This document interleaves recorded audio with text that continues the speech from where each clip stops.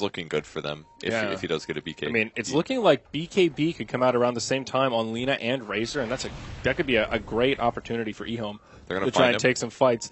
CTY, can you make it out here? Orchid from Yules. G. No Yules? He's just going to try to TP home. I think he's pretty much dead there no matter what he does, even with the self-Yules.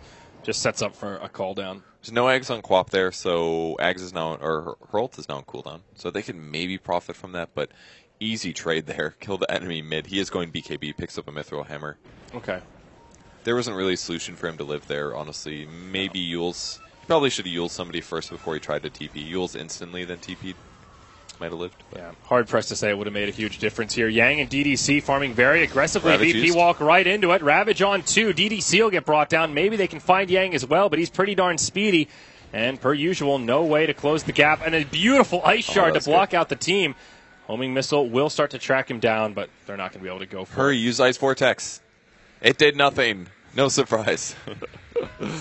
Oh, boy. Well, they end up getting 2 kills out of it. Oh, well, they get the Winter Wyvern. I guess really 1 kill out of it. Lina was dead from the fight before. And it's good they're doing that, because that's the fastest way for Tide to get items, is to be in the area for experience gold. And if he can ravage 2 heroes, that's great without a Blink Dagger. Yeah. So, I mean, he's already holding a Blink Dagger, but I don't know why he doesn't use it. Now he's got 500. Yeah. 500 gold off until the next blink. Does he have the Blink Dagger here? Look at it. It's a little cosmetic, dude. It's right there. Is it on his belt? Oh, yeah. It's in his left hand, dude. He's ready. Oh, he's got the... Oh, it's the same hand that the fish is in. I see. Yeah. Like, dude, just use it. What's the big deal? It doesn't even cost mana anymore. You can afford it. It is funny when you see those kind of cosmetics. Like the Kunkka with the Shadow Blade. It's like, wow, he's got a Lothar's already? Oh, wait, no. It's just a purple sword. Bounty Hunter finding the enemy team. Do they have a gem yet? He is in the danger zone. They don't have any detection. I don't even see dust. He's got a lot of he's got 1 dust. Okay. Really? Who does? Rubik. The Rubik. Okay. And now they get some sentries delivered, but... Spots their heroes, Lanham goes invis, and they continue to 5-man. And this is a time to 5-man, really. The enemy team will pressure them when Ravage is down. Yeah. And Ravage will be up, and still a minute until that baby comes up.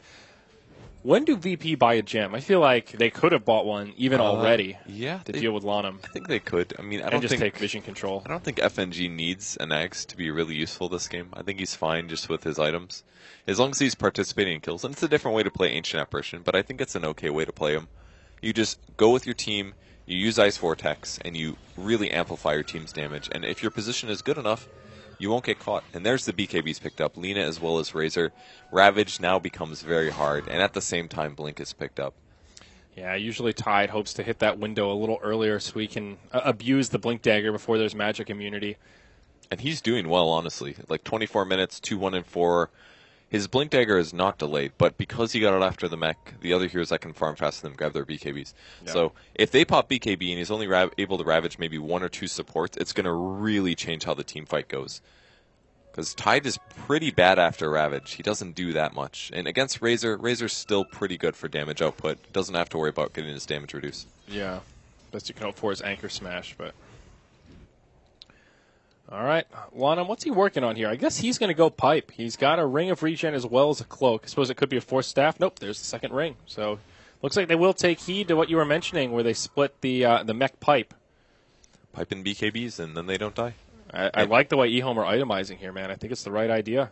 And even G's very possibly going to just go BKB. Like, they're playing the full Chinese playstyle right now, which is 5-man and BKBs. They're going to blink forward. They're going to Orchid on top of ROTK. Doesn't get his blink off, and that looks like a dead hero. Down. Not much the Tusk could do there. In the wrong place at the wrong time. A little bit of space creation, though, for Lina to pressure the Tier 2 in the bottom. They will force out a Glyph.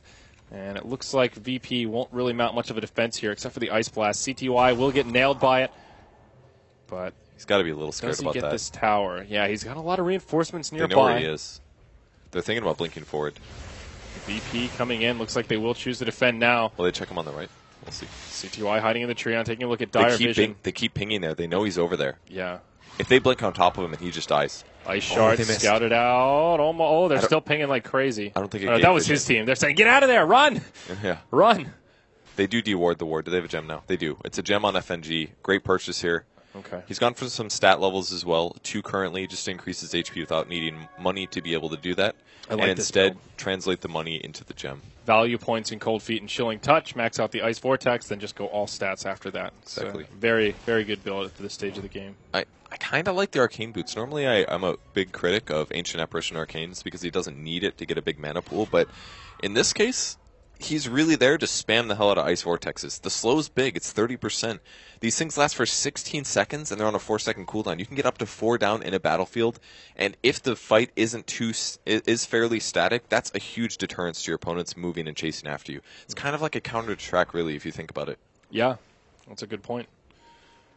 E-Home grouped up is 4 in the mid lane here. They don't have their Lina with him, but they see Illidan. He is tracked. Ice Shards fall a little bit short. No blink in sight for Rubik. No. So his positioning is a little tough still. Yeah, he's pretty broke. Both the supports on the Dire side having trouble farming here. It's because they're 5-manning. Yep. There's only so much you can do in these positions. But a smoke from E-Home. And a BKB picked up by the Gyrocopter. So I think VP's okay with this fight then. It all comes down to who initiates first. If it's a Blink Ravage, their team's a little spread. There's the initiation. Will he Blink Ravage it? He does. He catches 3, but not the best Ravage. Yeah, all the BKBs are on here. Illidan now, he's the victim of the winner's curse. Snowball across onto Lil. ROTK still alive, but maybe not for long. Sonic Wave from Quapper on the backside will finish off the Bounty Hunter. Ice Blast comes in to connect on a few. ROTK will get shattered by G. His BKB still on, though about to expire. Oh, he's in trouble now. Yules to set up. CTY connects with the LSA. The damage is there. It's a 2 for 2. E-Home getting some cleanup as now Illidan going in. Uh-oh. The Plasma Field doing some damage, but a buyback from the Queen of Pain. I like this a lot. He can clean up big time. Going after Razor. There's the Anchor Smash first. Gush in 3 seconds. I think there's no way that Razor escapes this here. There's the Gush. Though. Phobos needs to be careful. Now in comes G. Looks like the Winter Wyvern was able to TP home. Nothing G could do about it, but will jump onto Yang. Finds the cleanup kill there. So a long extended fight, but it looks like E-Home get the big net worth advantage because of that buyback on the Quap. Now he only gets 40% of the gold that he would normally get there. All gold earnings reduced by 60%. So despite it saying 600, he only got a little of that back, but it does still give them some space on the map. I thought he might be able to get more than just 1 kill there, but it seemed like he went south when he bought back. He did. He went for the Winter Wyvern. I didn't follow my camera on that side, but he was following Winter Wyvern who TP'd out. So yeah, so that's a pretty big mistake there. I'm guessing that he used Glimmer Cape or something like that, but he wasn't able to get the kill on that, and because of that, he lost the other 2. Okay. So things resetting a little bit here. 9-17 as VP gets some more kills up on the board, but only about a 1,500 net worth lead and experience. That's for E-Home, pardon me, and a small experience lead for VP. Still a very even game, all things considered. Only Tier 1 towers have been destroyed, and only on the side of VP, actually all towers still standing for E-Home. Yeah, I think that fight was just a little sloppy for VP. I think DK Phobos reacted to it correctly. Someone's initiated on your team, you immediately need to blink where you think the rest of their team is, and you need to Ravage. And he did do that, but the problem was his team wasn't quite close enough to follow up on it. So from a reactionary standpoint, where they initiated on you, I think that was pretty good for VP. That didn't go bad. I think they won that fight. Despite the buyback, and they just need to initiate. What is Phobos buying here? He's got a point booster. Is that an Octarine to lower the cooldown? You know, I think that's pretty cool. I've never seen somebody do that before on Tidehunter. Nor I. I mean, it's definitely not an Eggs. I think definitely not a Bloodstone, so it must be the Octarine. It must be the Octarine. Certainly not a Scotty. It's a lot of HP as well, which is kind of cool because he's got 4 levels in Kraken Shell, obviously. So every 450 HP, you remove a debuff. So it's a very low chance of him getting stunned. He's got a bigger mana pool. He could get Refresher afterwards. I still think the Refresher build is probably better, but you can't really afford Refresher and Mech. And he's looking to initiate bot.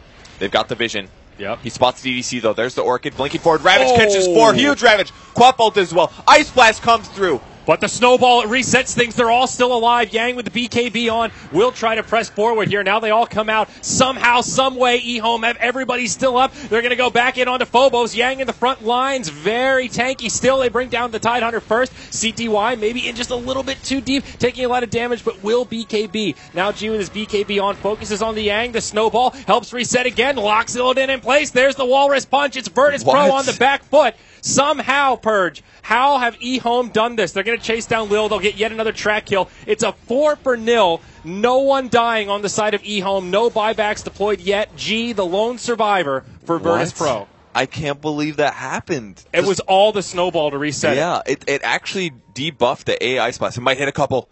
Doesn't get the Razor. I think it also stopped the Quap ult from doing a lot of damage. They got hit by the Ravage, but the snowball came right as the Sonic Wave flew through, and I'm pretty sure it was completely nullified on everyone in the snowball. Those two heroes should have 100% died. That Ravage was perfect. The team follow-up was immediately afterwards, but the snowball just bought them time, and that was such sick play from ROTK. He read that fight. He pulled them together. They were the focus, and they completely wiped VP. And maybe the rest of VP didn't quite go as crazy as enough, aggressive enough as they needed to, because after the Ravage, the fight just looked over, and it seemed like once it wasn't over, the rest of the team was sitting back a little bit. So I feel like maybe VP didn't commit hard enough to trying to secure those kills. Maybe they read that, oh, the fight's over, they snowballed, but that went completely opposite to how I thought it was going to. There was also that chaos factor of, since they jumped into snowball, it looked like they all died at first because they just disappeared off the screen. It took me a moment, and then as soon as I saw the snowball, we realized that now set up onto Phobos, but it's CTY on the back foot. He'll scoot away, Lanham nearby, and they will be able to live. No problemo. But yeah, it's just those weird little visual things when you just go, wait, what happened? And if that happened to us, surely it happened to the players on VP as well. Tusk barely blinking back as he gets hit by the Ice Blast. We'll try to TP home, and G's got no way to interrupt it. Okay. If he didn't get that blink off, if that A ult would have hit a second earlier, he would have had that kill. Yeah, definitely. I think so. With Orchid and a couple nukes, no ult obviously, but would help a lot. He's about half the way towards his Ags. Actually only needs about 1,200. Once he grabs that, he's going to be using his ultimate a lot less conservatively. Yeah, so Bounty Hunter, he does have a Hood of Defiance. I think, didn't he already pick up 2 Rings of Regen? Where the hell did they go? He did. All right, Ravage is up, though, so it looks like VP's going to fight here. They need to do call down after Ravage. That's going to help a lot. Okay. Quap's showing right now. They'll see if they reach forward on her. So this is dire vision right now. They've only got 1 ward around the Roche pit. They ping out the Tusk. That's the only one they see. The rest of eHome hiding in the tree line here. They will break the smoke. On ground. Yang in the front line. Oh, he's got the BKB on. Winner's Curse onto Illidan. It goes right through the BKB. This gyrocopter's in a lot of trouble. Rubik dies off to the backside to CTY. Now Illidan